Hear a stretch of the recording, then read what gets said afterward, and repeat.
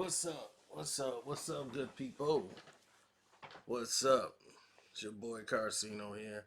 Hopefully you guys have did the smart thing already and have hit the like button on the video already. And if you're new here, hopefully you subscribed and go back and get caught up on all the videos you've missed prior. We cover everything here from sports, hip hop, R&B, um, popular subject topics, the whole nine. The whole shebang-a-bang. Now, let's get into this. 50 Cent responded back to Floyd's challenge. And it's such a cop-out. Saying that, oh, the fight is off. Floyd couldn't read the contract. So no way we can get the fight done. And a lot of fans decided to bite 50's head off because of it. And once again, he starts talking about how Floyd has to keep using 50's name and throwing 50's name around. Like tax time and all that stuff. So it's funny because he was only responding to you mentioning his name, saying that you would want to hit him in the ring and all this stuff. So, but they've been in the ring before, play sparring and everything else. He can't deal with Floyd. He know that. He don't want no parts of that.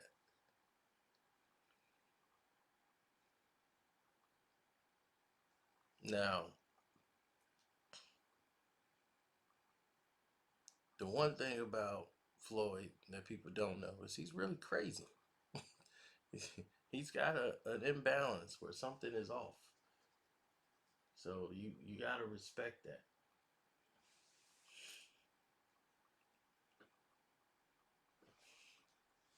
Gotta respect that chemical imbalance of something being off. You know.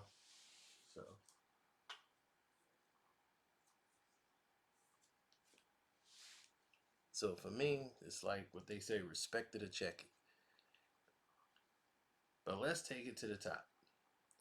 Remember when Floyd first came around and they said what? Oh, this is the greatest we've ever seen, and they first started beefing. Floyd is the one starting this, and 50 just be trolling. Floyd, he take things too seriously. You know, Floyd is crazy, and if you keep messing with him, and at the wrong time, he gonna blow up. Now, the big thing of why they're not friends and the things of that nature, or why they're not cool and all that stuff, that has nothing to do with somebody trolling. They're not cool basically because Floyd got mad at Miss Jackson when they split up, and Miss Jackson is still friends with 50's baby moms. Floyd blew up over that, and Floyd kept it to himself, but he was mad about that. How they were still friends and still fraternizing with each other. Then he got mad that Fifth is still hanging around people that didn't like him, and he keeps trying to throw jabs at Floyd, saying Floyd can't read and all this stuff. Floyd was taking all of it. He didn't care about that.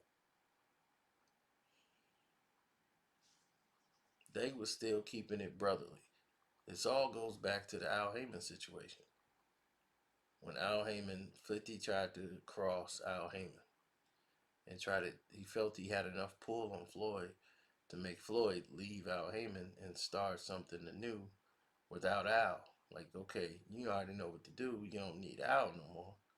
You could just cut Al off. And you can put yourself there. You don't need an advisor. But the realization was 50 was going to be the advisor. And then they was going to run this thing.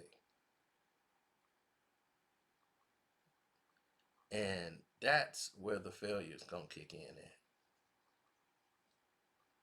because Floyd is a talented fighter. It doesn't mean he's a talented businessman or really talented in that field where that majority of his energy goes. And picking fighters who's great, or the fighters he like or he think is gonna be great. Have you noticed not one of them have amounted to anything? If you look at the stable and say, okay, well, let's look at the Floyd Mayweather TMT stable that 50 Cent jumped up and signed. He took Gamboa, who Floyd had liked. He took Billy Dibb, who Floyd had liked. Um, all the fighters that Floyd had liked, he went and signed. None of these fighters was Gamboa was past his prime, or Billy Dibb was never that good. He was good in Turkey, where he was from, fighting people for in Turkey, but he was never going to amount to anything in the professional rankings. You know, Floyd just have a like they might do something that he likes, that he see in the ring and a sparring, and be like, that guy's good. I'm a sign him. And you're saying to yourself, why? Like, there's so many other great fighters. Why would you choose that person? It did not make any sense.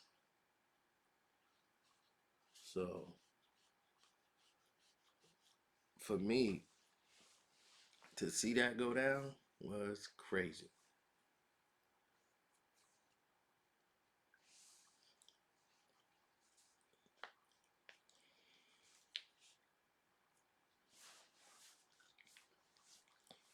Now, the rest of the drama unfolding, as others would say, the drama. Now, and the rest of that was simple, right? Floyd, since he started TMT and started the money team, he had Ishe Smith, who was past his prime, but actually won a title, but lost it the very next time he defended it, and his career was basically done. I wouldn't call him an exceptional fighter or somebody special. Jay Leon Love, a fighter who never got a chance to get to his potential. I would say average at best, was never going to beat any of the elite fighters in the ring. That's two. Um, who else am I missing? Um, who else did he have under his wing? Well, that guy got kicked off, but he never lived up to his potential. Um, so, it's just, it was so many. And either they got released from Mayweather Promotions or TMT Boxing. They never really made it, any of them. It's like no one was the standout. The only person on that roster to stand out who was signed to him was Tank Davis. Gervonta Tank Davis. The only TMT fighter. And Adrian Broner was going to sign him to about billions promotions, but he wasn't really set up for Tank yet to get Tank what he needed financially. Floyd was. So he took Tank on, and Tank was getting knockouts where everybody else was winning decisions. He was getting spectacular knockout after spectacular knockout. So TMT, that was it. It's been Tank. That's why Floyd's so connected to Tank, because Tank could knock people out, and that's gonna bring people to the fights. He been searching for that guy who can knock people out and bring that excitement. Badu Jack, he's not knocking people out, even though he's probably one of the best fighters that he had in his stable. Badu Jack is actually, the better boxer out of all of them, but, he's not knocking people out. He's getting bad decisions and weird scorecards, so when you see this all unfold and go out the way it's going out, it always equaled up to something weird. And Floyd and 50, during this whole time, were being cordial till they started going at it with each other. But I told you, 50 used this as a promotion, as a play to promote his book and just throw a shot at Floyd because he's not going to fight Floyd. And no winner takes all. Once you said winner takes all, I told you there's not going to be a fight.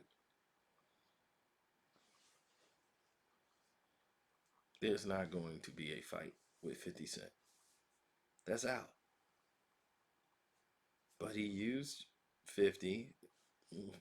50 used his opportunity. He spun it to gold to promote his exhibition fights with Logan Paul, which is coming up this month.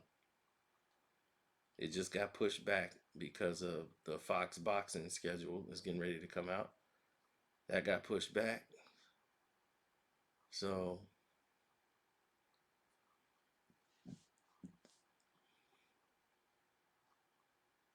now, with all the festivities that's going on, let's say from Tampa and all the Super Bowl and all this stuff, Floyd is normally here for the Super Bowl. So he's probably up here. 50 normally would be around for the Super Bowl, but I don't know if 50 is going to be around this time. But normally Floyd comes up here, he normally spends money and throws it around. But this is the first Super Bowl we've had that has a pandemic going on. So, the pandemic is almost going on 1 year old. So last Super Bowl we didn't have this problem. Now we do. So the question now becomes, how do we move forward from this? Both guys use this as a vehicle to promote their stuff, just like I told you they would.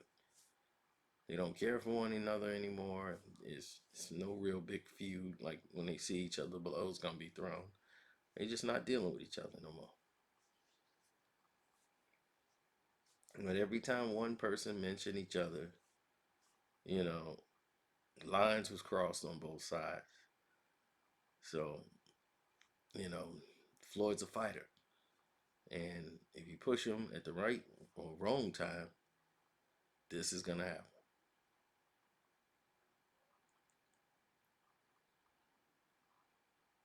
This is what's going to happen. So, I'm out. Hit the like button. Subscribe to the page if you haven't already. It's your boy Carcino. Deuces.